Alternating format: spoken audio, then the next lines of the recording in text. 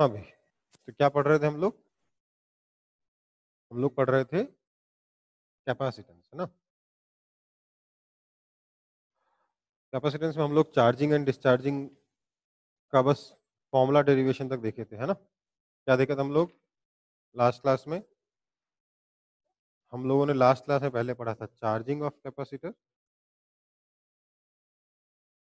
Charging of capacitor में हमने देखा था कि अगर कैपेसिटर एक बैटरी से कनेक्ट कर दिया जाए और सर्किट में बीच में रेजिस्टेंस आपका लेट्स से आर है, कैपेसिटेंस सी है, ये ईएमएफ ई है, तो इस और t is equal to zero पे लेट्स से मैंने यहाँ पे की क्लोज किया, की ओपन था, की को क्लोज किया t is equal to zero पर, तो इस कैपेसिटर पे जो चार्ज आएगा वो धीरे धीरे बढ़ेगा। लेट्स से इस पे चार्ज हो जाता है q as a function of time q, तो इस पे हो जाएगा माइनस q। ये चार्ज कैपेसिटर के आउटर प्लेट्स पे होंगे कि इनर, कैपेसिटर के प्लेट्स के आउटर सरफेस पे होंगे कि इनर सरफेस पे होंगे? रिस्पॉन्ड करके टाइप करके बताइए मेरे को। ये चार्ज जो है इनर सरफेस। इनर सरफेसेस पे होंगे। कैपेसिटर का जो चार्ज होता है वो इनर सरफेस पे आता है कैपेसिटर के प्लेट्स। ठीक है, ओके। तो अब मैं इसको, हम लोग इसको डिराइव करके देखे थे कि ये चार्ज क्यू टाइम के साथ कैसे वेरी करता है। तो charge Q is equal to Q naught into one minus E to power minus T by tau, जहाँ क्यू नॉट कितना था? क्यू नॉट था आपका सीई और टाउ क्या था? R C. टाउ को कहते क्या है? Time constant. ठीक है, इस तरीके से चार्ज वेरी कर रहा था। ये टाउ की डेफिनेशन भी देखी थी, सब कुछ देखा था। वहीं हमने डिस्चार्जिंग देखा था। डिस्चार्जिंग में कैपेसिटर पहले से चार्ज था, इनिशियल चार्ज लेट से क्यू नॉट था। तो हम लोगों ने अगर जब उसको एक बैटरी से, बैटरी नहीं, सीधे एक रेजिस्टेंस के थ्रू हमने जब दोनों प्लेट्स को कनेक्ट कर दिया था, तो क्या हुआ था? उस पे चार्ज धीरे धीरे रिड्यूस हुआ था। और वो चार्ज क्यू क्या का फॉर्मूला क्या आया था? Q naught into E to power minus T by tau. ये टाउ भी आरसी के बराबर है। यहाँ पर क्यू नॉट इनिशियल चार्ज। ठीक है, ये हम लोग देखे थे। हम लोगों ने इस पे कोई न्यूमेरिकल वगैरह नहीं किया था, बट हम लोगों ने इतना देखा था। ठीक है, तो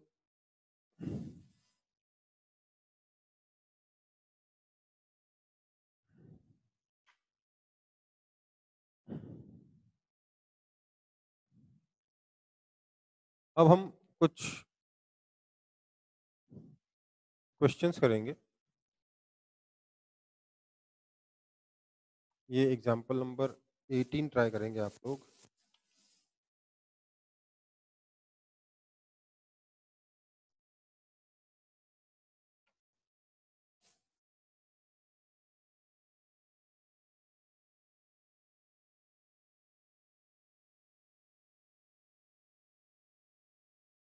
एग्जांपल नंबर 18 ट्राई करेंगे सब लोग।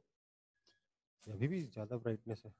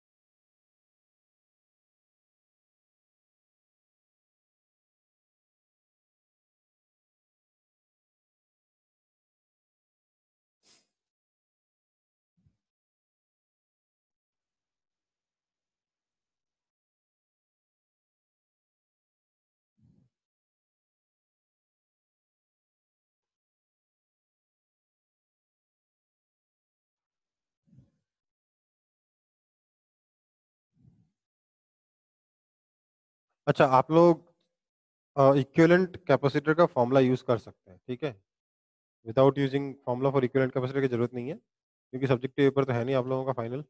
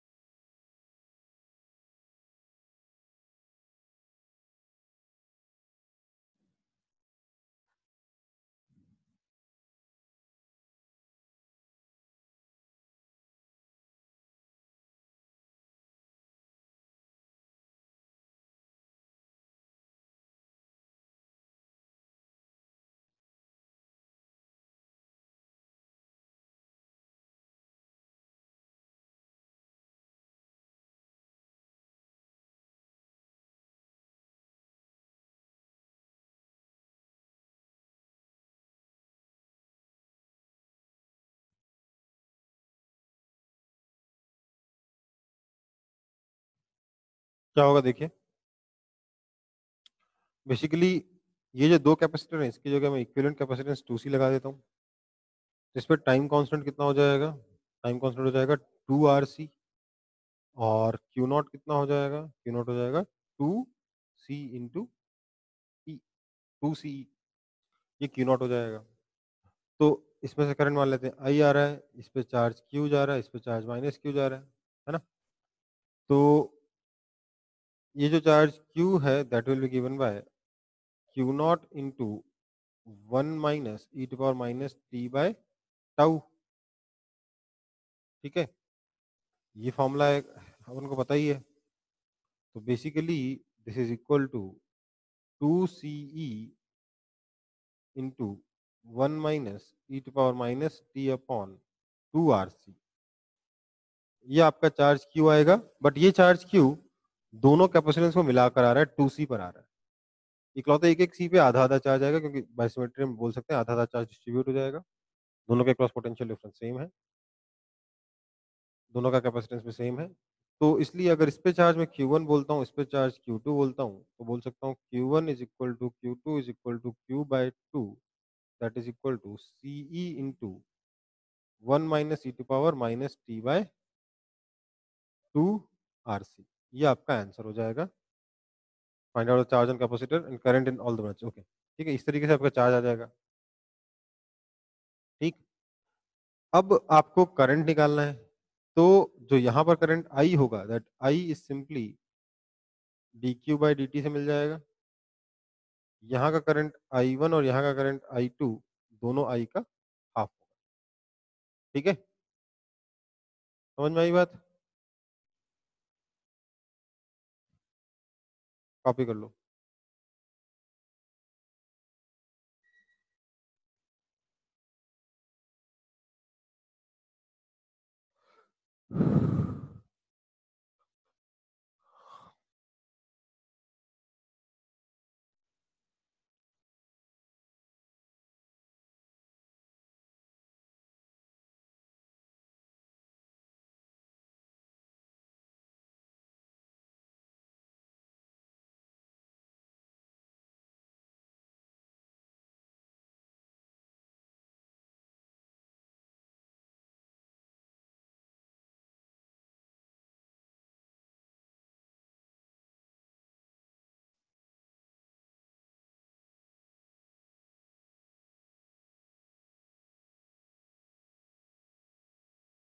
कॉपी हो गया?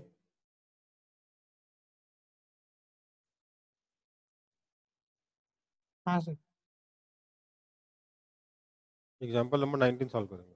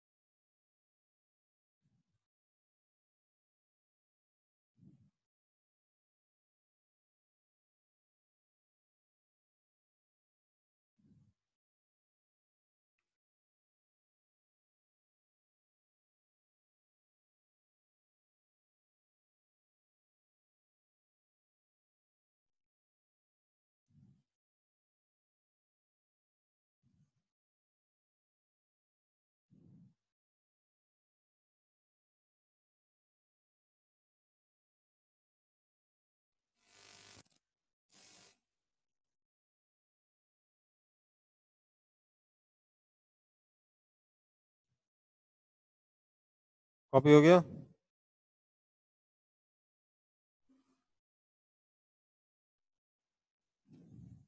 सॉरी, क्वेश्चन सॉल्व हुआ? देखो सॉल्यूशन बहुत सिंपल है, मैं लिख नहीं दिखा रहा हूँ, सॉल्यूशन लिखा हुआ दिखा दे रहा हूँ, बहुत आसान सा है।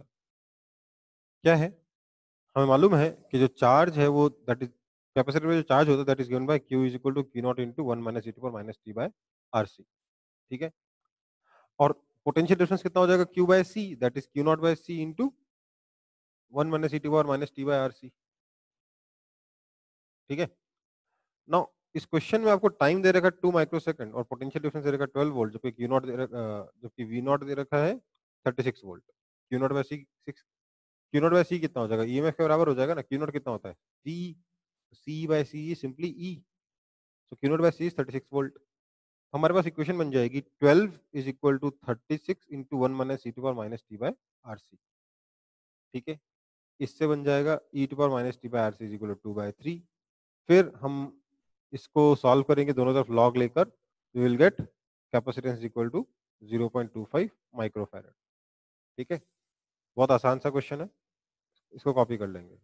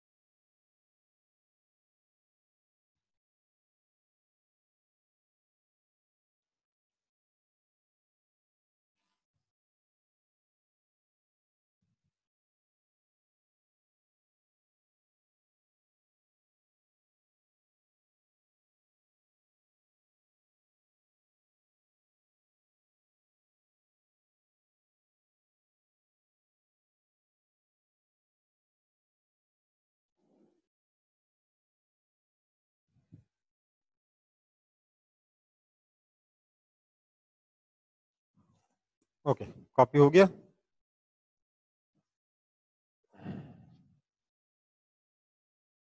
हाँ सर।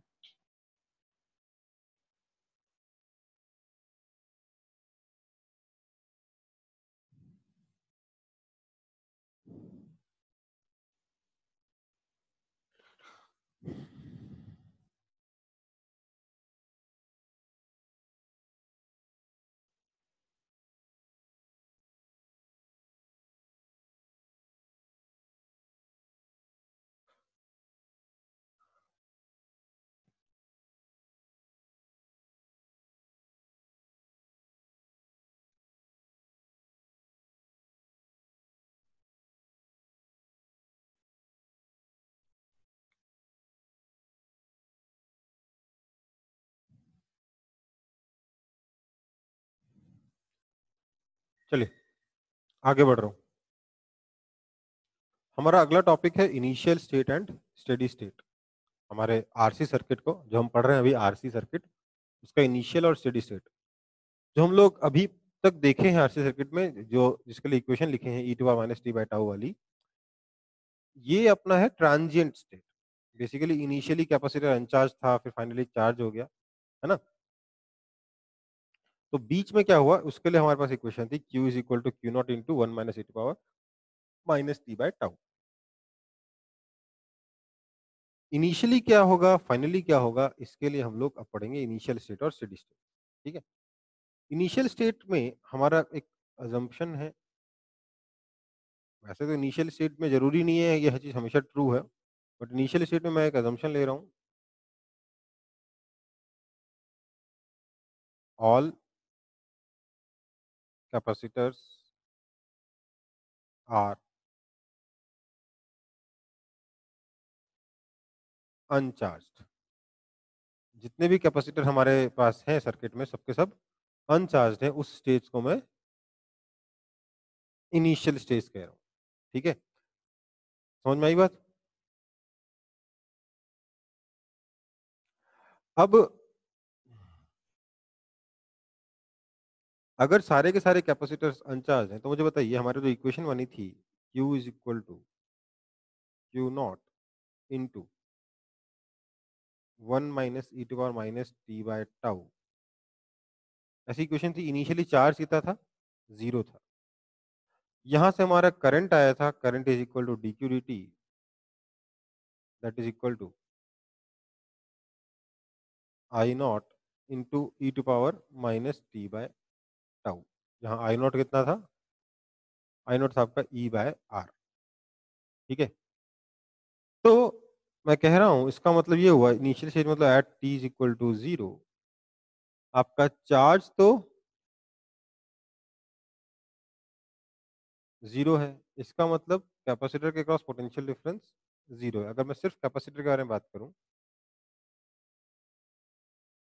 तो कैपेसिटर पे क्योंकि चार्ज जीरो है, इसका मतलब उसके क्रॉस पोटेंशियल डिफरेंस भी जीरो है।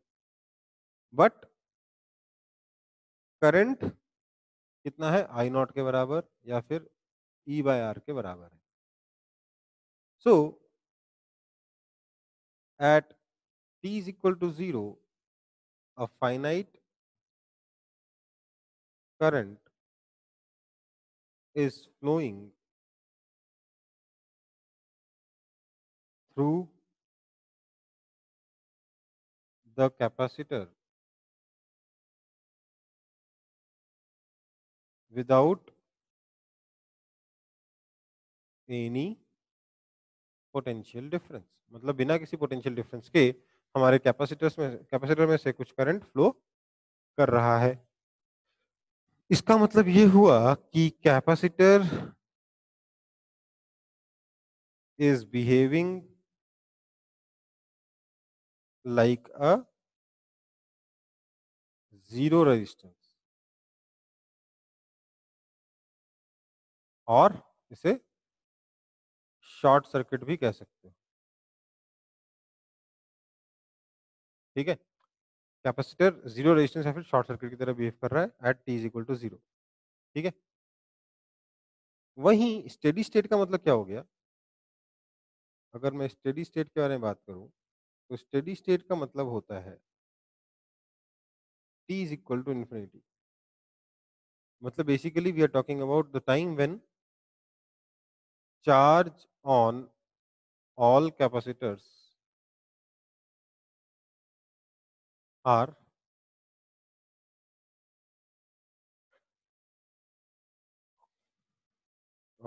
या यू कहना चाहिए आर स्टेबल बोल दो या फिर लिख लो दूसरे तरीके से, और all capacitors are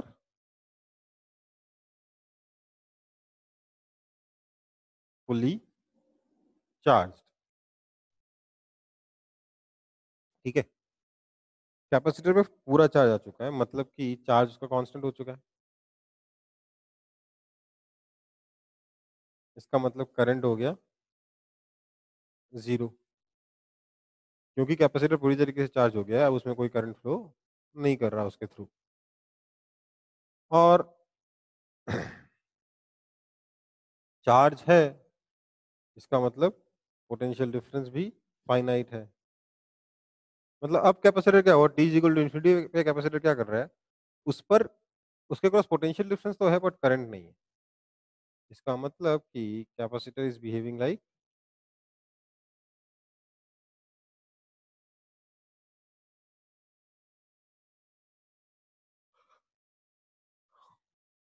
zero, sorry zero नहीं, इनफाइनाइट रेजिस्टेंस और ओपन सर्किट। ठीक है, समझ में आई बात? तो इनिशियल स्टेज पे आपका जो कैपेसिटर है वो जीरो रेजिस्टेंस की तरह बिहेव करता है, और स्टेडी स्टेट पे इनफाइनाइट रेजिस्टेंस या फिर ओपन सर्किट की तरह बिहेव करता है, उसमें से कोई करंट फ्लो नहीं कर पाता। ठीक है बेटा, एक बार इसको कॉपी कर लेंगे पूरा।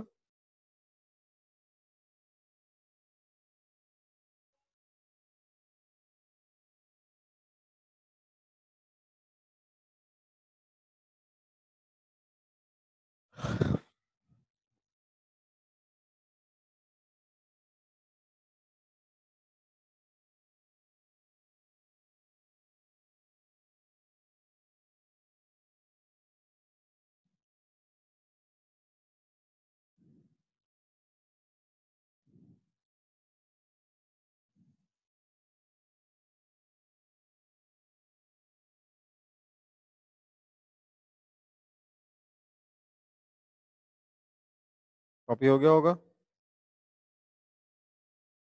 नहीं सर, थोड़ा बाकी।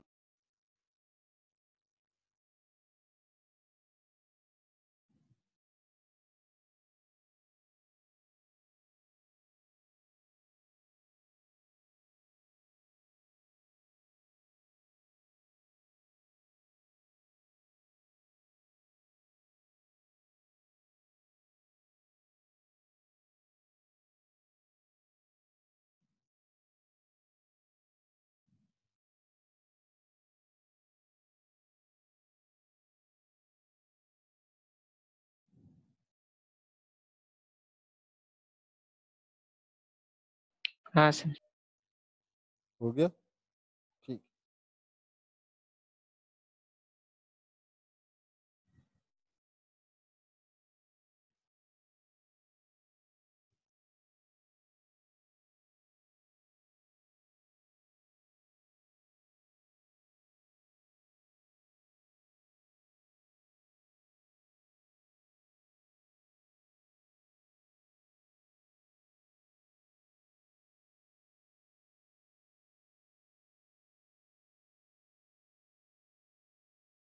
ठीक है, फिर आगे बढ़ते हैं।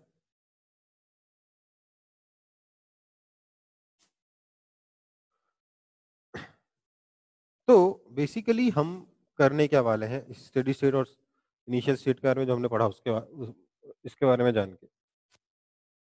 बेसिकली आपसे क्वेश्चन क्या पूछा जा सकता है? पूछा जा सकता है to find current in circuit. मतलब सर्किट में करंट का मतलब सर्किट के अलग अलग पार्ट्स में करंट पूछा जा सकता है कि इस वायर में कितना होगा, उस वायर में कितना होगा। और चार्ज ऑन कैपेसिटर्स एट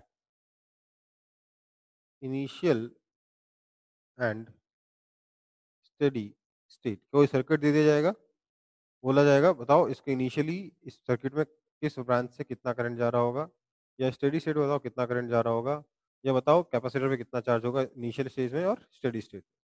ठीक है, ये सब टेक्निक किस चीज के लिए यूज कर रहे हैं हम, कौन किस तरीके के सर्किट के लिए यूज कर रहे हैं हम? आरसी सर्किट्स के लिए यूज कर रहे हैं जिसमें रेजिस्टेंस भी है और कैपेसिटर भी है। ठीक है, तो देखो इसमें अगर आपसे कैपेसिटर का चार्ज पूछा जाए इनिशियली तब तो हमेशा जीरो हो जाएगा, तो इसलिए उसमें दिमाग मत लगाओ। Charge on capacitor initial state में नहीं पूछा जाएगा, चार्ज ऑन कैपेसिटर हमेशा स्टेडी स्टेट पर ही पूछा जाएगा। बट करंट सकता है और स्टेडी स्टेट पे भी पूछा जा सकता है। तो इसमें जो सबसे मतलब हम लोग क्या करेंगे, लेट्स से आपको इनिशियल स्टेट के बारे में पूछा जाए। इनिशियल स्टेट, इनिशियल स्टेट पर आप सीधे लिखोगे चार्ज तो हर कैपेसिटर पे कितना है, जीरो। इसमें दिमाग लगाने वाली कोई बात नहीं है। And in order to find, in order to find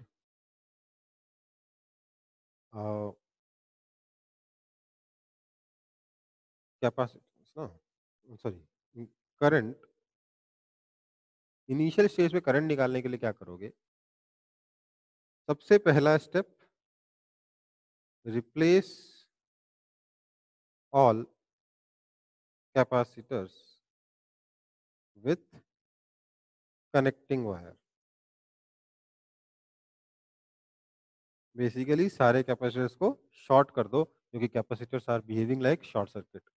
ठीक है, सारे कैपेसिटर्स को आप कनेक्टिंग वायर्स की तरह से रिप्लेस कर दीजिए। देन उसके बाद एनालाइज द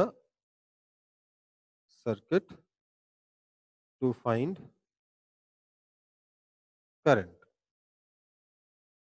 बात समझिए, अगर सारे कैपेसिटर्स को आपने कनेक्टिंग वायर से रिप्लेस कर दिया तो सर्किट में बचा गया सिर्फ रेजिस्टेंस, और सिर्फ रेजिस्टेंस सर्किट सॉल्व करना आता ही है। तो बस जो रेजिस्टेंस बचे उसको आप एनालाइज करके उसका अलग अलग वायर्स में करंट निकाल लीजिए। 400 सबके जीरो है ही है। ये हो गया इनिशियल स्टेट की बात। अब बात करते हैं स्टेडी स्टेट की। अगर स्टेडी स्टेट का क्वेश्चन आता है तो क्या करोगे? स्टेडी स्टेट में चार्ज कितना है हमें मालूम नहीं है, इनफैक्ट स्टेडी स्टेट पे चार्ज निकालने के लिए, किसी कॉम्प्लेक्स सर्किट में स्टेडी स्टेट पे चार्ज निकालने के लिए पहले करंट निकालना पड़ता है, ठीक है? तो सबसे पहले क्या निकालोगे? करंट निकालोगे। So in order to find current, सबसे पहले क्या करोगे? Replace all capacitors with open circuit. मतलब बेसिकली जिस जिस वायर में कैपेसिटर लगा हुआ है उस वायर को ओपन कर दो आप।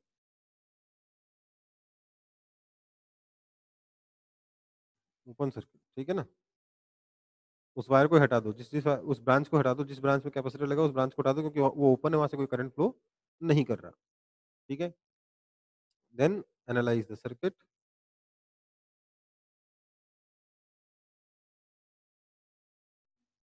To find current.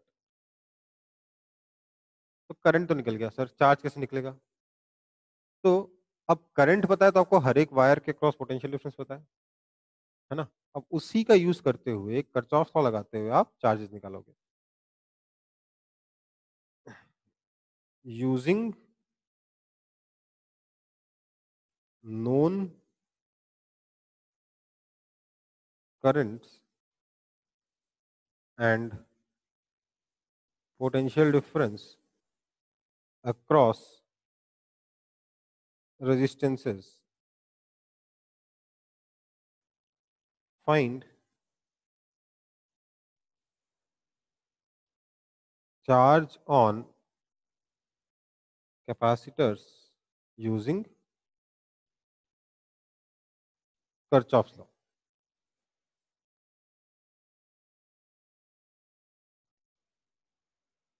ठीक है? इस तरीके से आप स्टेडी स्टेट में करंट और चार्ज दोनों निकाल पाओगे। ये आपका पूरा मैकेनिज्म होगा इनिशियल स्टेज और स्टेडी स्टेट के केसेस को सॉल्व करने का। एक बार इसको कॉपी कर लेंगे, फिर मैं इस पे एग्जांपल कराऊंगा, ज्यादा अच्छे से क्लियर हो जाएगा।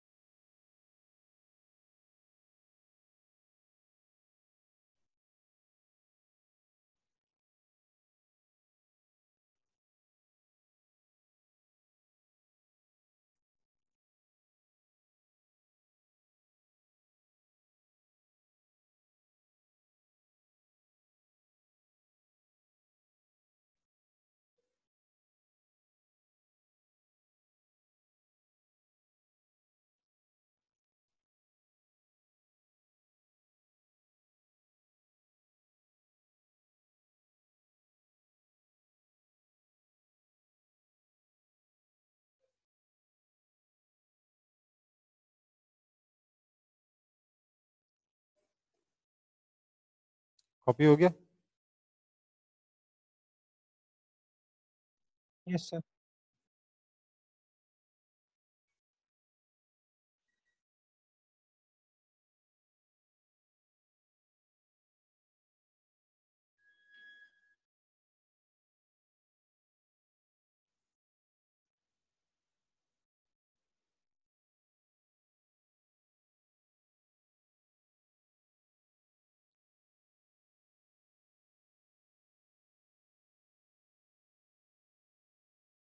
चलो फिर आगे बढ़ते हैं। ये आपके पास एक एग्जांपल है।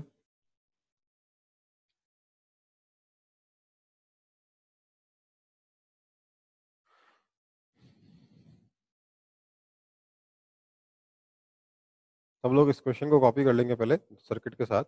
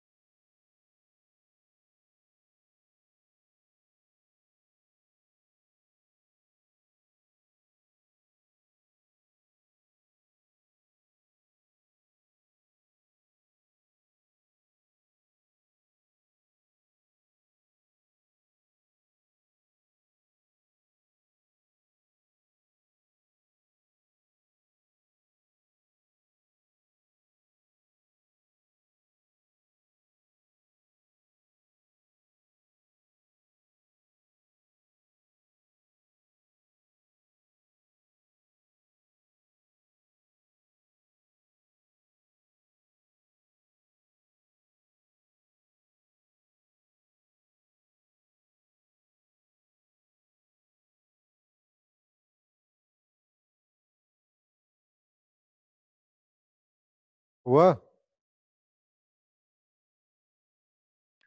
हाँ सर। क्या है आंसर? इनिशियल स्टेज पे कितना करंट आ रहा है? सर क्वेश्चन कॉपी हो गया। क्वेश्चन कॉपी हो, ओके। अच्छा, चलो देखो मैं ही करा दे रहा हूँ। सर क्या है, मैं t is equal to zero के बारे में बात करता हूँ। At t is equal to zero मतलब मैं इनिशियल स्टेज के बारे में बात कर रहा हूँ। इस टाइम पे कैपेसिटर सारे के सारे अनचार्ज हैं, दो ही कैपेसिटर हैं, दोनों अनचार्ज हैं। मतलब इसमें कोई पोटेंशियल डिफरेंस नहीं है, बस करंट है। मतलब ये कैसे हैं, शॉर्ट सर्किट की तरह है। इसलिए मैं इन दोनों कैपेसिटर्स को कनेक्टिंग वायर से रिप्लेस कर दूंगा। तो वो मेरा सर्किट कैसा दिखेगा देखते हैं। एक रेजिस्टेंस, दूसरा रेजिस्टेंस, तीसरा रेजिस्टेंस, ये कि ऐसे जुड़ा हुआ है, ये ऐसे जुड़ा हुआ है। और यहाँ पर आपका की है। देखिए कैपेसिटर गायब नहीं हुआ है, कैपेसिटर अभी भी है। पर हमको सॉल्व करने के लिए सिर्फ इस सर्किट को सॉल्व कर लेंगे, हमारा कैपेसिटर वाला सर्किट सॉल्व हो जाएगा। कैपेसिटर गायब नहीं हुआ है।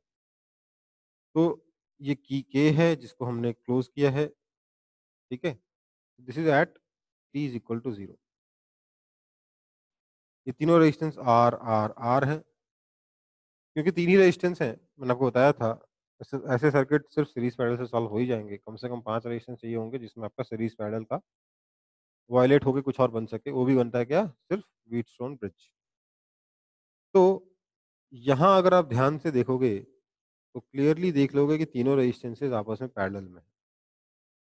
कैसे? तीनों रेजिस्टेंसेस का एक एंड बैटरी के नेगेटिव टर्मिनल से कनेक्टेड है और दूसरा एंड डायरेक्टली बैटरी के पॉजिटिव टर्मिनल से कनेक्टेड है। ठीक है, समझ में आई बात? इसलिए तीनों क्या हो गए, पैरेलल में हो गए। बेसिकली तीनों पैरेलल में हो गए। आपका जो इफेक्टिव रेजिस्टेंस हो गया वो कितना है, R by 3, as all resistance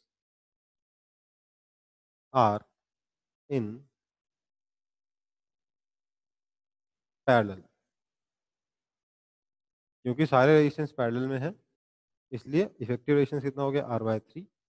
इसमें से करंट जो कैपिटल आई जाएगा, capital I will be equal to E upon R by 3, so 3 by R. ठीक है, तीनों रेजिस्टेंस के cross individually potential difference E है, इसलिए तीनों में से करंट कितना जाएगा, तीनों में से करंट जाएगा I/3, that is E/R, E/R and E/R। तीनों रेजिस्टेंसेस में से इंडिविजुअली करंट जाएगा E/R। ठीक है, ये तो आपका फर्स्ट पार्ट हो गया solve, current through battery at initial stage. Initially charge निकालना नहीं है तो फर्स्ट पार्ट पूरा इनिशियल स्टेट पूरा पूरा सॉल्व हो गया। अब स्टेडी स्टेट के बारे में बात करते हैं। इसको फटाफट कॉपी कर लोगे तो स्टेडी स्टेट बना दूंगा।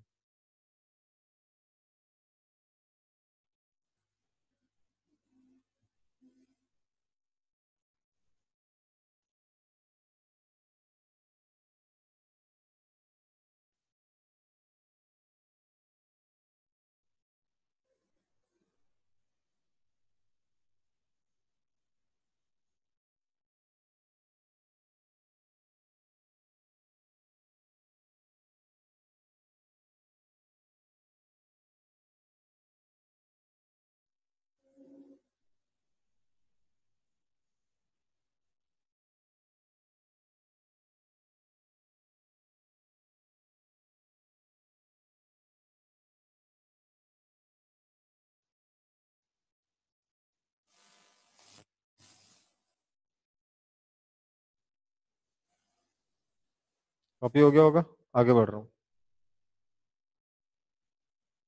अब देखो स्टेडी स्टेट के लिए क्या करना होगा।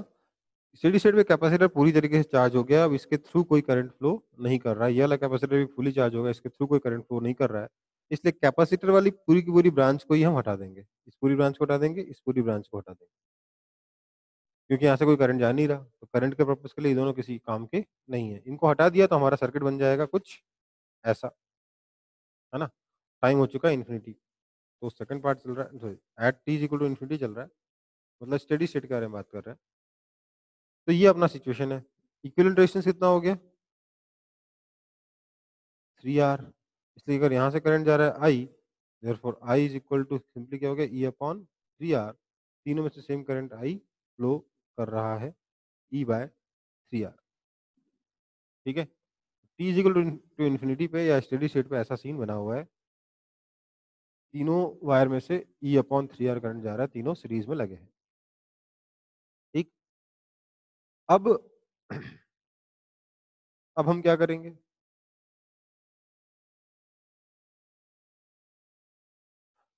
अब हम बोलेंगे कि ये टी इक्वल टू इन्फिनिटी की बात है ना, हाँ।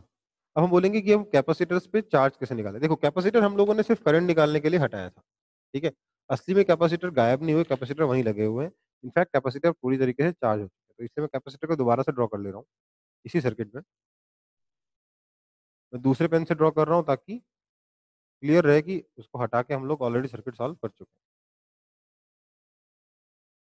तो लेट्स से ऐसे में इस कैपेसिटर पे चार्ज प्लस क्यू आ जाता है, यहाँ इस प्लेट पे इस पे आ जाता है माइनस क्यू, ये Q1 कह देते हैं।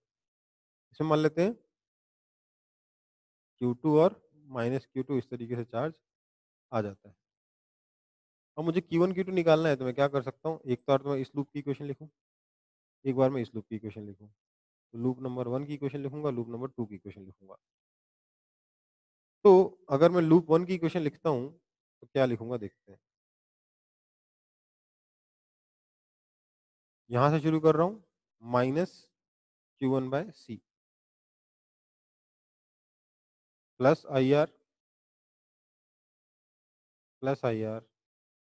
Equals to 0।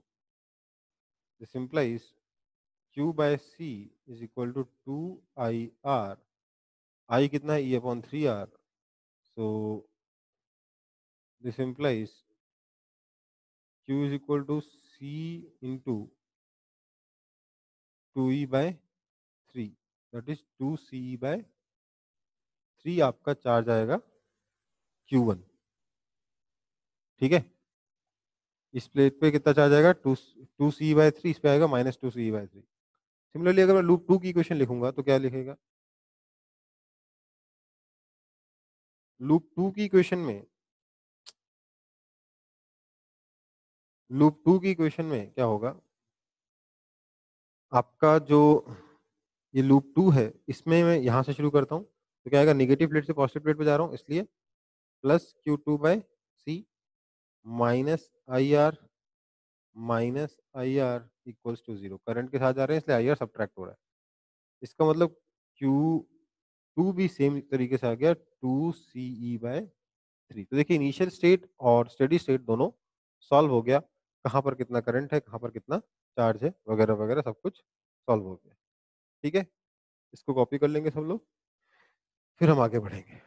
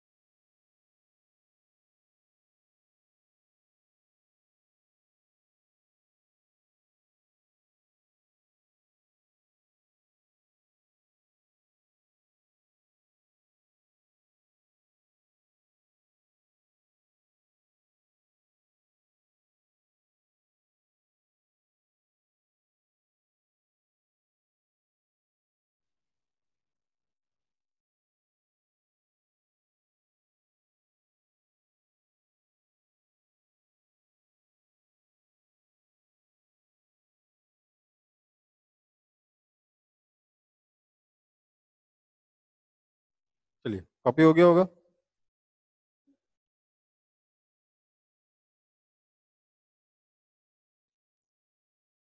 कॉपी हो गया ना? हाँ सर। समझ में आया कि नहीं आया? हाँ सर। कई लोग शांत हैं। चलो ठीक है,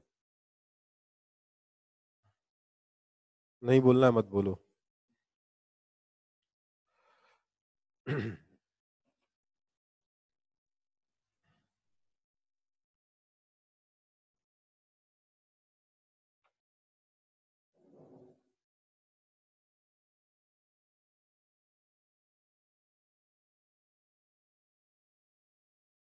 तो देखिए, स्टेडी स्टेट और इनिशियल स्टेज में कुछ खास दिक्कत नहीं होती है। बस थोड़ा सा स्टेप्स ज़्यादा होते हैं, थोड़ा लेंदी हो सकता है क्वेश्चन, बट कभी भी डिफिकल्ट नहीं होता है। ठीक है, कुछ नया नहीं होता है इसमें। लेकिन आपका जो ट्रांजिएंट स्टेट है, जो चार्जिंग और डिस्चार्जिंग वाला स्टेज है, उसमें सिंगल रेजिस्टेंस सिंगल कैपेसिटर, वहां तक तो ठीक है। इनफैक्ट वही आता भी है, सिलेबस में वही है। बट कभी कभार आपसे स्लाइटली डिफिकल्ट क्वेश्चन पूछ सकता है, टू चेक वेदर आपके पास बेसिक्स की अंडरस्टैंडिंग है या नहीं है। कई बार आपसे क्वेश्चन ऐसा पूछ सकता है, transient state in slightly complex circuit. सिर्फ थोड़ा ही ज़्यादा डिफिकल्टी बढ़ाएंगे, बहुत ज़्यादा डिफिकल्ट पे नहीं जाएंगे। देखो, एक तो हो सकता है कि ये रही आपकी बैटरी। इसमें जनरली एग्जांपल ही देखेंगे हम लोग, मोस्टली एग्जांपल ही देखेंगे। ये रही बैटरी,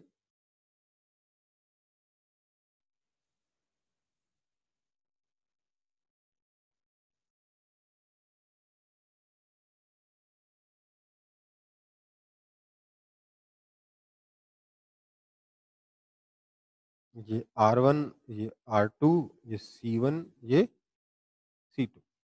ठीक है, और ये बैटरी का ईएमएफ है ई। ये आपका सर्किट है। आपको इसमें बताना है कि बताइए इन कैपेसिटर्स का चार्ज टाइम के साथ कैसे वेरी करेगा। ठीक है,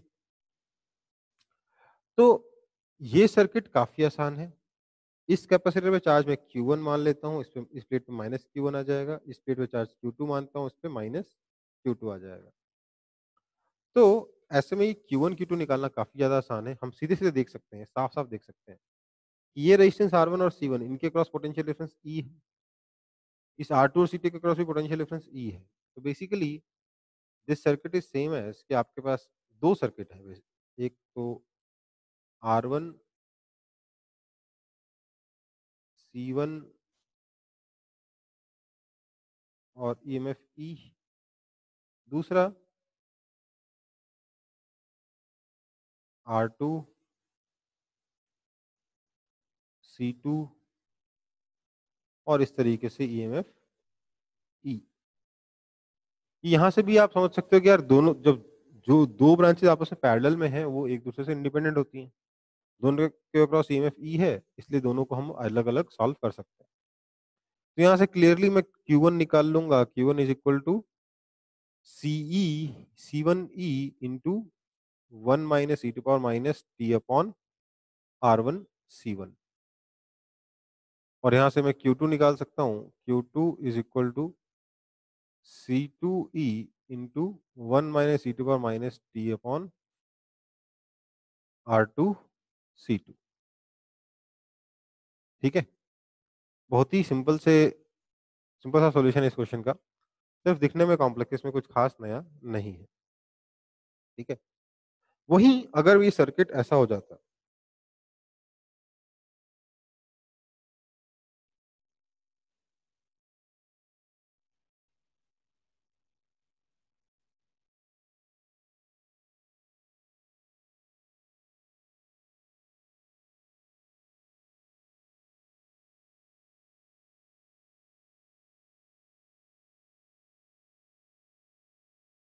तो इवन दो इस केस में रेजिस्टेंस एक कम है।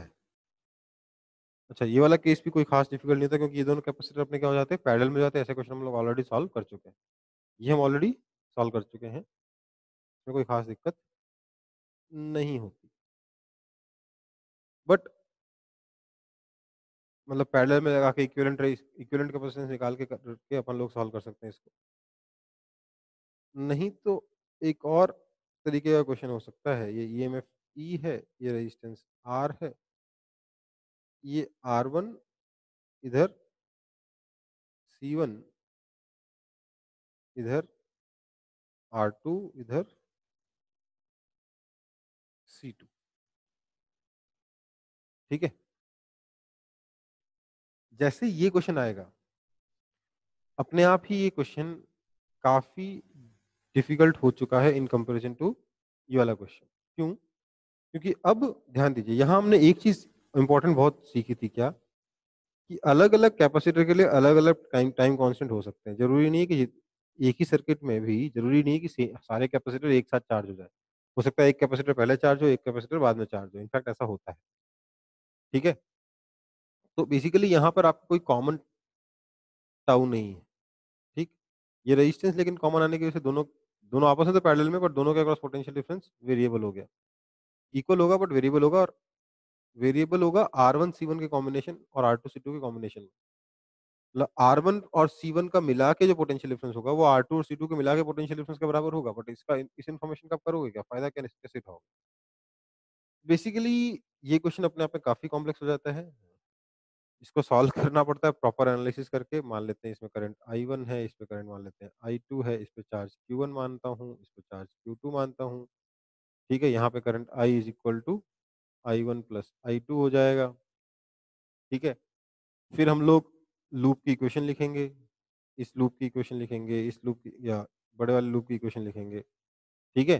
दोनों लूप्स की इक्वेशन लिखेंगे, दोनों में I is equal to I1 plus I2 डाल देंगे। सॉरी, दोनों में फिर लिखेंगे I1 is equal to d d t of Q1, I2 is equal to d d t of Q2 for, फिर उन तीनों को, चारों इक्वेशन को साइमल्टेनियसली सॉल्व करेंगे। अपने आप में काफ़ी कॉम्प्लेक्स हो जाएगा। दिखने में बहुत सिंपल है, बट सॉल्व करने में काफ़ी दिक्कत हो जाएगी। ठीक है? तो एकदम से सिंपल दिखने वाला सर्किट काफ़ी डिफ़िकल्ट हो सकता है इसमें। ठीक है? और ये मैं अभी करवा नहीं रहा हूँ क्योंकि ये एग्ज़ाम में भी करना नहीं होगा कभी आपको। लेकिन हाँ, एक स्पेशल केस आता है जिसमें सर्किट दिखने में कॉम्प्लेक्स हो सकता है, बट उसके बावजूद सॉल्व करने में आसान। ठीक है? अच्छा, एक बार इसको फटाफट कॉपी कर लेंगे, फिर मैं वो वाला केस दिखाऊँगा। अच्छा, इसकी इक्वेशन लिख देता हूँ। क्या लिखेंगे?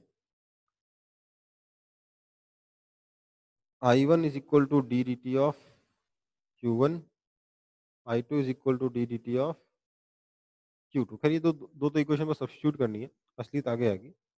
इस लूप की इक्वेशन लिखेंगे E minus I1 plus I2 into R minus I1 R1 minus Q1 by C equals to 0। ये हो गई इस लूप की इक्वेशन। अगली इक्वेशन मैं इस पूरे बड़े इस लूप की लिखूंगा। क्या लिखूंगा? E minus I1 plus I2 into R minus I2 R2 minus Q2 by, अच्छा यहाँ C1 था, यहाँ C2 आएगा, Q2 bye C2 equals to 0। ठीक है, ये दो इक्वेशंस हैं, दोनों को साइमल्टेनियसली सॉल्व करना अपने आप में बहुत बड़ा चैलेंज है, बट इसी तरीके से ये क्वेश्चन आप अप्रोच कर पाओगे। और कई बार जो क्वेश्चंस बनते हैं, अगर कभी ऐसा सर्किट आता भी है तो सीधे सीधे डायरेक्टली इन इक्वेशंस के बारे में ही बात कर रही होते हैं। ठीक है, बट अदरवाइज अगर ऐसा कोई क्वेश्चन आ जाए जिसमें साइमल्टेनियसली आपको डिफरेंशियल इक्वेशन सॉल्व करनी पड़ जाए, तो बेटर है कि क्वेश्चन छोड़ दो, बहुत टाइम लगेगा। ठीक है, वैसे आता नहीं है, जस्ट एक वार्निंग देके छोड़ दे रहा हूँ। ठीक है, अब तो ऐसा कौन, अच्छा इसको कॉपी नहीं किया ना आप लोगों ने, फटाफट कॉपी कर लो।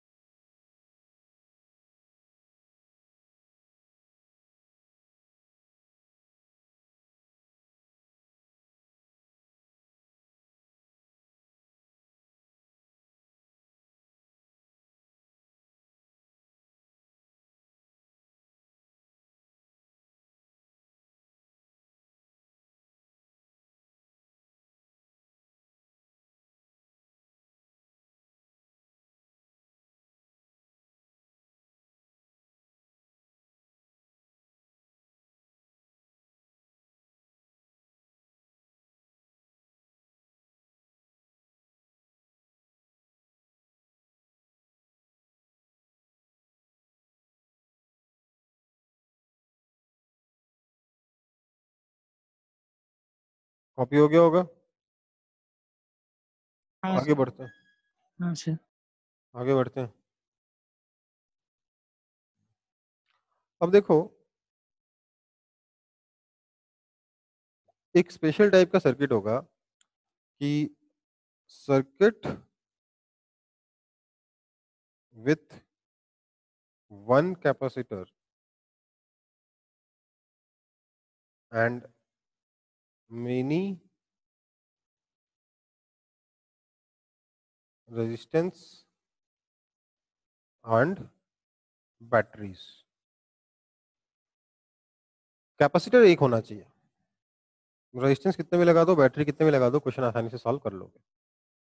ठीक है, क्या करना है ऐसे में? देखो, क्वेश्चन सॉल्व नहीं करना, इसको सॉल्व करने की ट्रिक है। ठीक है, वो ट्रिक के पीछे एक्सप्लेनेशन कुछ नहीं देना, सीखना है आपको, सिर्फ एक ट्रिक है जो आपको बता दी जा रही है कि कभी गलती से ऐसा क्वेश्चन आ जाए ट्रांजिएंट स्टेट पे तो उसको कैसे सॉल्व किया जाएगा। सबसे पहला, solve the circuit at steady state to find final charge on capacitor. Late से वो चार्ज जो है वो कैपिटल क्यू है। ठीक है, ये काम हमको आता है, स्टेडी स्टेट सॉल्व करना आता है, स्टेडी स्टेट पे हर कैपेसिटर के ऊपर चार्ज निकालना आता है, वो हमने सॉल्व कर लिया। नेक्स्ट स्टेप में क्या होगा, ये ट्रिक ही अपने आप में लंबा है, सोचो असली सोल्यूशन कितना लंबा होगा। नेक्स्ट स्टेप में क्या होगा, आपने चार्ज निकाल लिया स्टेडी स्टेट पे। नेक्स्ट स्टेप में आप निकालोगे कि आपके आपका इक्विवेलेंट रेजिस्टेंस कितना आएगा। Basically find equivalent resistance across the capacitor. देखो बैटरी के क्रॉस रेजिस्टेंस नहीं निकालना है, कैपेसिटर के क्रॉस रेजिस्टेंस निकालना है। मतलब कैपेसिटर के जो दोनों एंड्स हैं, दोनों प्लेट्स हैं, उन दोनों प्लेट्स के बीच में जो बाकी के वायर्स हैं उनका रेजिस्टेंस कितना होगा ये बताना है। ठीक है, तो find equivalent resistance across the capacitor, ये है अगला पार्ट। ठीक है, इक्विवेलेंट रेजिस्टेंस अक्रॉस कैपेसिटर निकाल लिया। लेकिन बोलोगे सर इक्विवेलेंट रेजिस्टेंस कैसे निकालेंगे, बैटरी भी रखी हुई है, बैटरी का क्या करेंगे इक्विवेलेंट रेजिस्टेंस निकालने के लिए? तो यहाँ पर by ignoring EMF of battery, and by ignoring का मतलब मैं क्या कहना चाह रहा हूँ, replace batteries with their internal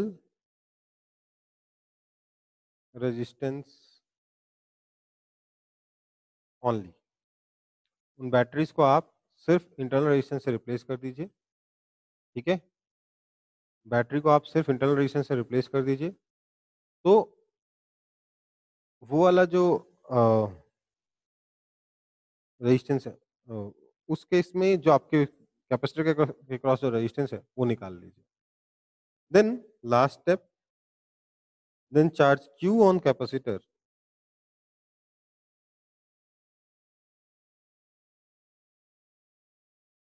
is given bye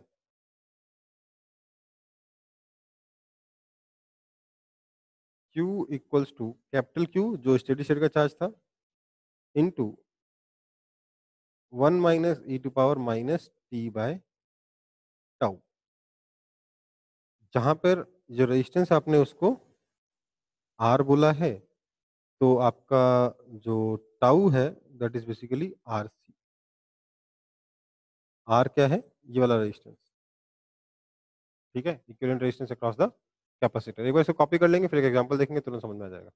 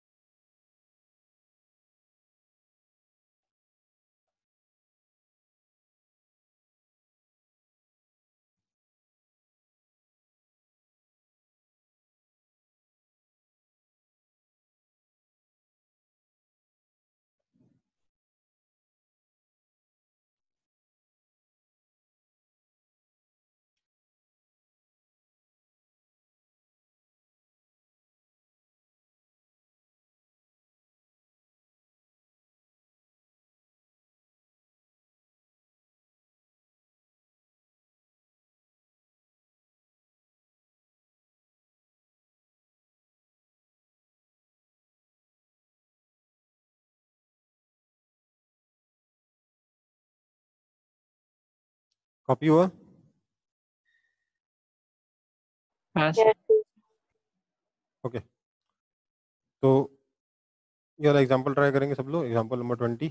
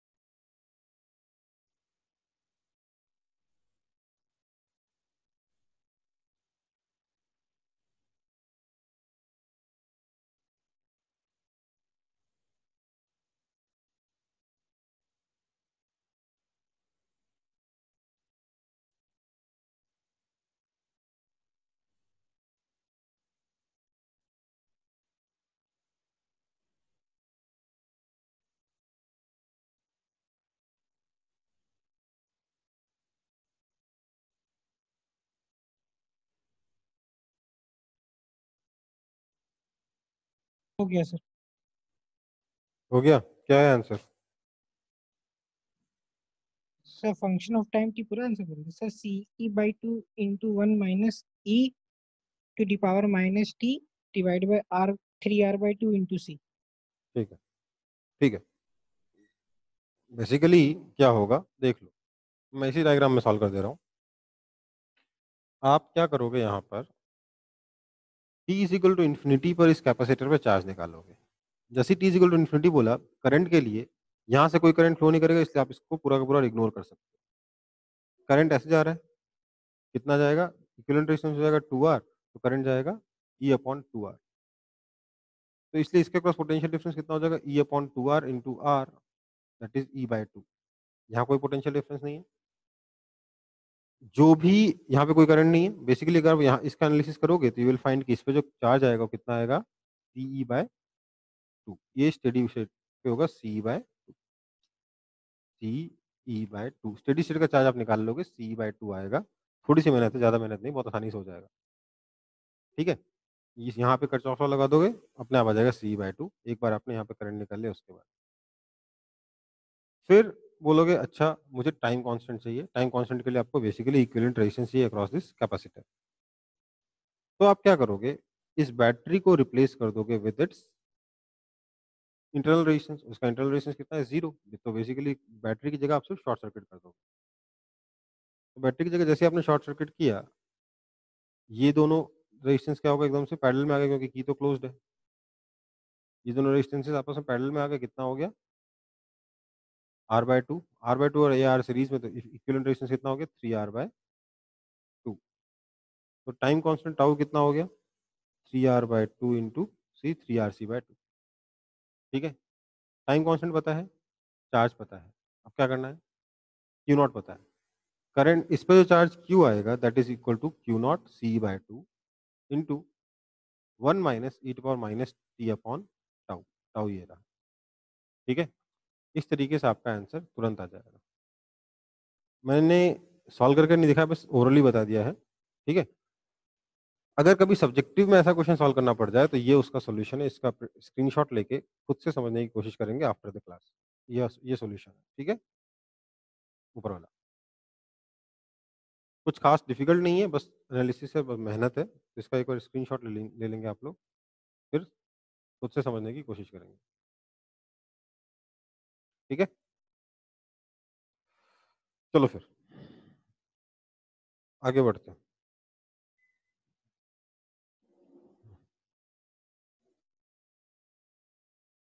क्या टॉपिक बचा? ओके, तो हम लोग इस ट्रांजिएंट स्टेट और स्टेडी स्टेट और आरसी सर्किट से हमने खत्म कर लिया है हमने। अब हम बढ़ेंगे कुछ और कैपेसिटर से रिलेटेड टॉपिक्स पे। नेक्स्ट टॉपिक होगा हमारा कैपेसिटर्स का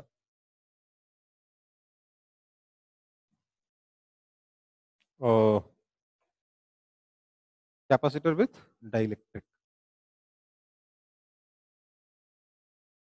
कैपेसिटर विथ डाई, अच्छा बहुत ज्यादा जूम देना,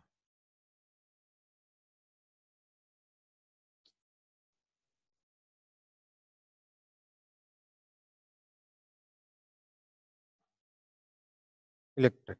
बेसिकली हमारे जो कैपेसिटर की प्लेट्स हैं उसके बीच में हम लोग डाइलेक्ट्रिक मटेरियल डाल देंगे, तब क्या होगा ये देखना है। किया हुआ है, क्या ये किया हुआ है।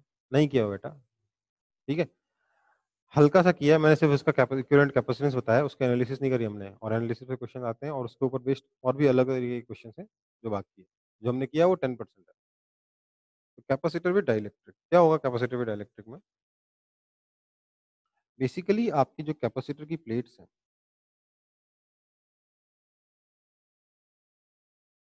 उन प्लेट्स के बीच में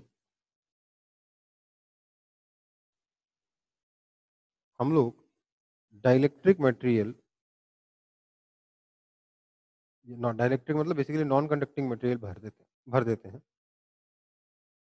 लेट्स से कोई नॉन कंडक्टिंग मटेरियल हम लोगों ने ऐसा करके यहाँ पे इंसर्ट कर दिया,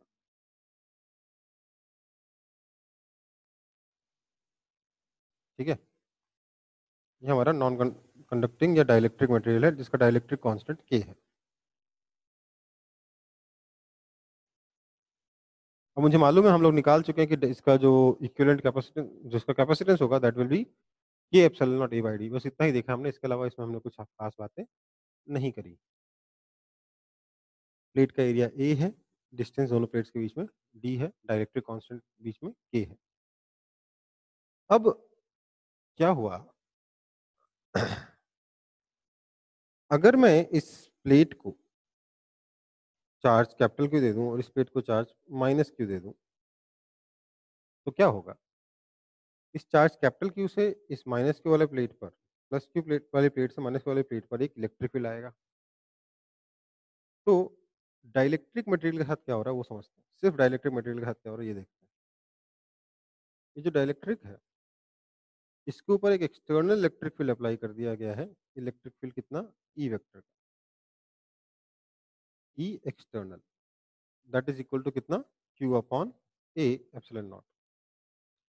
इस वजह से ये जो डाइलेक्ट्रिक मटेरियल है इसके अंदर एक पोलराइजेशन आएगा और आपके जो चार्जेस हैं वो कुछ इस, जो मॉलिक्यूल्स हैं वो कुछ इस तरीके से अरेंज हो जाएंगे, इधर की तरफ माइनस, इधर की तरफ प्लस, इधर की तरफ माइनस, इधर की तरफ प्लस, एंड सो ऑन। ये मैंने आपको पहले बता रखा है इलेक्ट्रोस्टैटिक्स में, इधर माइनस इधर प्लस, इधर माइनस इधर प्लस, इस तरीके से चार्जेस अरेंज हो जाएंगे, डाइपोल्स अरेंज हो जाएंगे इसके, है ना। तो इफेक्टिवली हम क्या देखेंगे कि वो जो डाइलेक्ट्रिक था इसकी इस वाले लेयर पे एक, यहाँ पर एक नेगेटिव चार्ज का लेयर बन गया है, माइनस सिग्मा डैश बोल देता हूँ उसको। ऊपर जो प्लेट था उस पर चार्ज डेंसिटी सिग्मा है, यहाँ पर माइनस सिग्मा डैश है। इस यहाँ पर जो एक लेयर बन गई नीचे जिसकी चार्ज डेंसिटी क्या है? प्लस सिग्मा डैश, और नीचे वाली प्लेट पे डाइलेक्ट्रिक, सॉरी प्लेट पे चार्ज डेंसिटी हो जाएगी माइनस सिग्मा। यहाँ सिग्मा क्या है? सिग्मा है क्यू बाय एरिया, ठीक है। और अंदर जो इलेक्ट्रिक फील्ड आएगा E net, that net electric field is equal to sigma by epsilon naught minus sigma dash by epsilon naught. Basically एक इंड्यूस्ड इलेक्ट्रिक फील्ड और आ जाएगा minus sigma dash by epsilon naught, and this has to be equal to sigma upon K epsilon naught. ये हम लोग पहले जानते हैं, डाइलेक्ट्रिक के अंदर जो इलेक्ट्रिक फील्ड होगा 1/k टाइम्स हो जाएगा। इससे आप सिग्मा डैश निकाल सकते हो। Sigma dash is equal to sigma into 1 - 1/k। ठीक है, इतना चार्ज डेंसिटी आपके डाइवोल डाइलेक्ट्रिक के ऊपर इंड्यूस हो जाएगा। समझ में आ रही बात? हाँ है ना? Yes sir. बेसिकली हाँ सर। जो सिचुएशन बनेगी वो पूरा डायग्राम क्यों बनाओ, जो मेरे पास पहले से है। तो अ,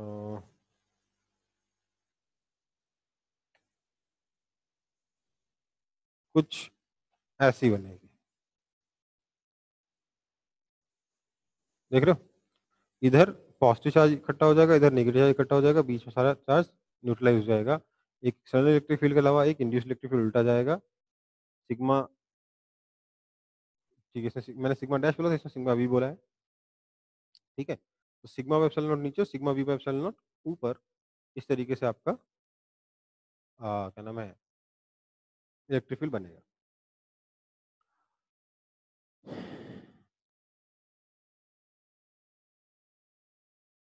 ठीक है, अगर कभी पूरा का पूरा वॉल्यूम डाइलेक्ट्रिक से भरा हुआ नहीं है, बल्कि आधा अधूरा है, कुछ इस तरीके का लेट्स से, तो क्या होगा?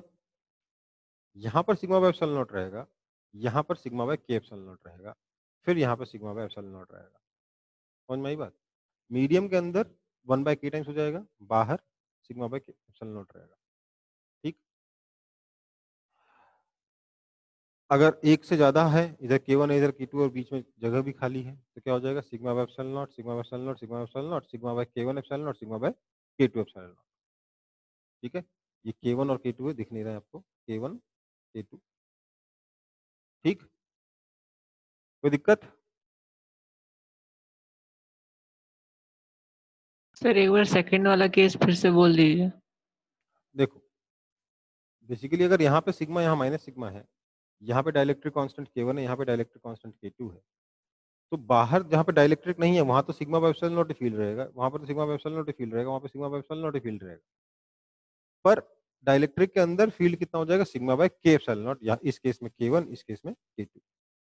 ठीक है, हाँ सर।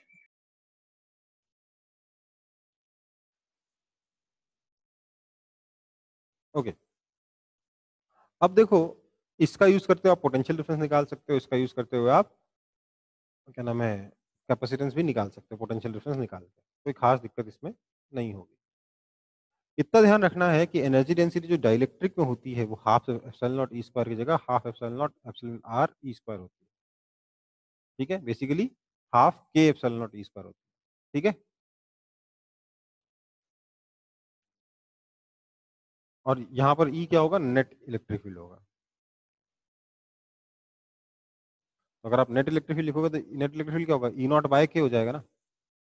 नेट इलेक्ट्रिक फील्ड क्या हो जाएगा? ई नॉट बाय के। तो आप इसका स्क्वायर करोगे तो इफेक्टिवली देखोगे डाइलेक्ट्रिक डालने पे आपकी जो टोटल एनर्जी है वो डिक्रीज हो जाएगी, अगर सेम चार्ज है।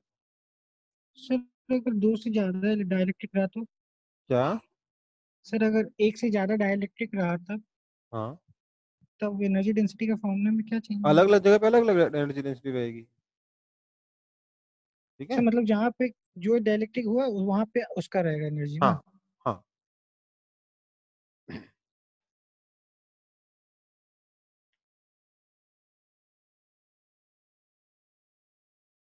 अब ये वाला एग्जांपल ट्राई करेंगे आप सब लोग।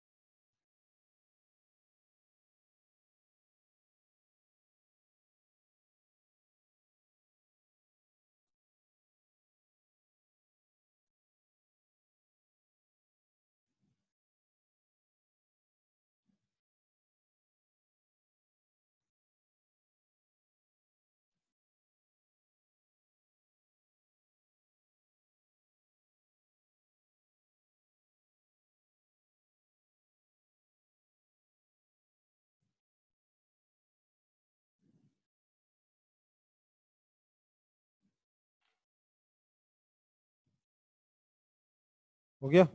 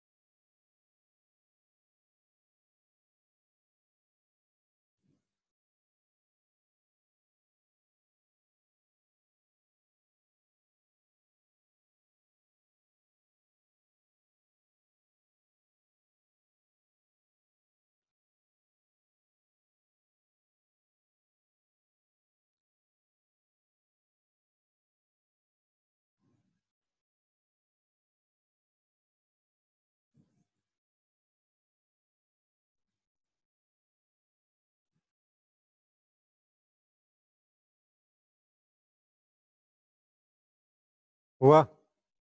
हाँ सर हो गया। देखो क्या करेंगे इसको सॉल्व करने के लिए। मैंने यहाँ पे एक प्लेट ले रखी है, प्लेट एरिया ए है, दूसरा प्लेट भी प्लेट एरिया ए का है। इस पे मान लेते हैं चार्ज डेंसिटी सिग्मा, इस पे भी चार्ज डेंसिटी माइनस सिग्मा हो जाएगी, जहाँ क्यू कितना है सिग्मा इंटू एरिया। ठीक है, दोनों प्लेट्स के बीच में डिस्टेंस डी है और डाइलेक्ट्रिक कांस्टेंट के का डाइलेक्ट्रिक थिकनेस टी का यहाँ के बीच में रखा हुआ है। ठीक, नाउ लेट्स से ये वाला डिस्टेंस x1 है, ये वाला डिस्टेंस लेट्स से x2 है। ठीक है, तो और यहाँ के बीच का इलेक्ट्रिक फील्ड मैंने मान लिया है ई नॉट, तो ई नॉट कितना हो जाएगा सिग्मा बाय एप्सिलॉन नॉट। यहाँ का इलेक्ट्रिक फील्ड ई कितना हो जाएगा ई नॉट बाय के, है ना, और यहाँ का फिर से कितना हो जाएगा ई नॉट, ई कितना था ई नॉट बाय के। तो ऐसे में जो पोटेंशियल डिफरेंस V आएगा that is basically E naught x1 plus E T plus E naught x2, that is equal to E naught times x1 plus x2 plus E कितना है E naught by K times T,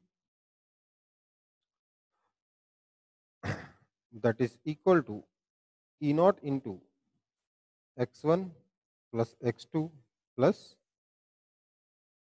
T by K, है ना। अब clear सी बात है x1 plus x2 क्या हो जाएगा d माइनस टी होगा कि नहीं होगा। x1 और x2 तो गिवन नहीं है, बट x1 प्लस x2 कितना होगा d minus T. So this is equal to E naught कितना था sigma by epsilon naught into D by, sorry D by नहीं, D minus T plus T by K. This implies v is equal to sigma क्या है q by A, so q upon A epsilon naught into D minus T into 1 minus 1 by K. So यहां से आपके पास आया therefore capacitance C is equal to Q by V, that is equal to epsilon naught A upon D into, sorry, D minus T into 1 minus 1 by A। इसको कोई मतलब नहीं है कि x1 कितना है x2 कितना है, ये आप स्लैब को ऊपर रखो नीचे रखो कहीं पे भी रखो, बस बीच में रखना चाहिए प्लेट्स के, आपका कैपेसिटेंस वही रहेगा, इसको लोकेशन से कोई फर्क नहीं पड़ता। ठीक है, कॉपी कर लो।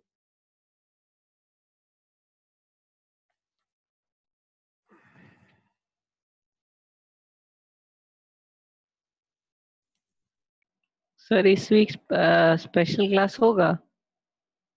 इस वीक स्पेशल क्लास सैटरडे को रखा था ना, तो वो तो उसी टाइम पे है। मैं आपको बताता हूँ, ठीक है। ठीक है सर।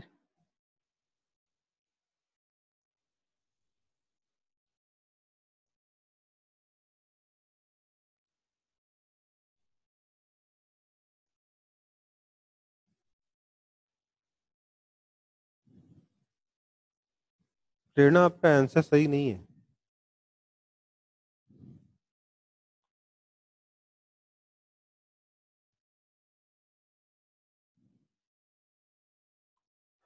चलो अभी मतलब मैं आपको टाइम मैं इसलिए नहीं बता रहा हूँ कि होगा कि नहीं होगा क्लास, बिकॉज मैंने ऑफिस से बात नहीं करी है कौन सा टाइम स्लॉट फ्री है कौन सा नहीं है। ठीक है, अगर अगर मुझे कोई फ्री स्लॉट मिल जाता है तो मैं ले लूंगा, मैं इन्फॉर्म कर दूंगा आपको ग्रुप पे। ठीक है, अच्छा मैं कह रहा था कि ये तो अपना डाइलेक्ट्रिक हो गया, लेकिन एक कैपेसिटर अभी तक डाइलेक्ट्रिक के अंदर हम लोगों ने एक ही, सॉरी कैपेसिटर के अंदर हम लोगों ने एक ही डाइलेक्ट्रिक डाला है। मल्टीपल डाइलेक्ट्रिक वाले क्वेश्चन हम लोग नेक्स्ट क्लास में करेंगे, तो टॉपिक लिख लीजिए कैपेसिटर विथ मल्टीपल डाइलेक्ट्रिक्स। ठीक है, कैपेसिटर विथ मल्टीपल डाइलेक्ट्रिक्स। ज्यादा नहीं बचा इस चैप्टर में। मल्टीपल डाइलेक्ट्रिक्स करने के बाद अलग अलग शेप के कैपेसिटर्स और combination of plates, parallel plates, खत्म। ज्यादा नहीं बचा, आराम से नेक्स्ट क्लास के आधी क्लास में हो जाएगा। तो हम लोग नेक्स्ट क्लास में इस चैप्टर को खत्म करेंगे और अगला चैप्टर शुरू करेंगे, मैग्नेटिक इफेक्ट ऑफ करंट। बहुत ही इंटरेस्टिंग, बहुत ही छोटा, बहुत ही इजी और मतलब मजेदार चैप्टर है। छोटा चैप्टर है, इजी भी है अगर सही से पढ़ोगे तो। ठीक है, स्कोरिंग भी होता है और इम्पॉर्टेंट भी उतना ही ज़्यादा है, क्योंकि मैग्नेटिक इफेक्ट ऑफ करंट आएगा, फिर उसी के ऊपर बेस्ड ईएमआई आएगा, फिर उसी के ऊपर बेस्ड ऑल्टरनेटिंग करंट आएगा। ठीक है, ये सारे 3-4 टॉपिक्स एकदम अच्छे से लिंक्ड होंगे। ठीक है, फिर ईएम वेव्स भी आएगा। अगर मैग्नेटिक फील्ड वीक रहेगा तो ईएम वेव्स भी नहीं समझ में आएगा ठीक से।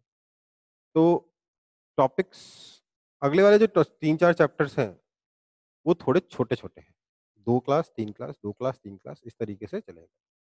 ठीक है बेटा, मिलते हैं नेक्स्ट क्लास में। सर डाउट्स क्लियर नहीं होगा?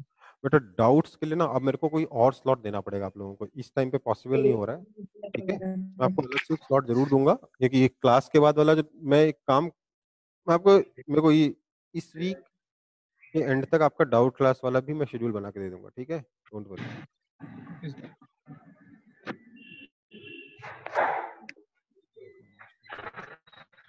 तभी उस दिन भाग गए थे सर। सर डाउट पूछे थे। हाँ बेटा, नहीं देंगे हम, नहीं हम नहीं देंगे। दो बेटा अभी क्या हुआ ना कि क्लास 11th स्कूल के टाइम पे चल रहा था अभी तक, तो अभी तो स्कूल सारे शुरू हो गए, तो उनको इवनिंग में शिफ्ट करना पड़ा, इसलिए थोड़ा सा टाइम टेबल भी एडजस्ट हुआ आपका। और इसलिए अभी क्लास की कंटिन्यूएशन में डाउट क्लास नहीं हो पाएगी। ठीक है, उसके लिए अलग से स्लॉट लेना पड़ेगा हमें।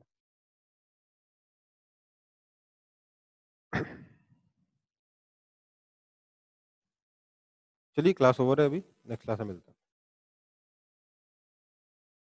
Thank you sir.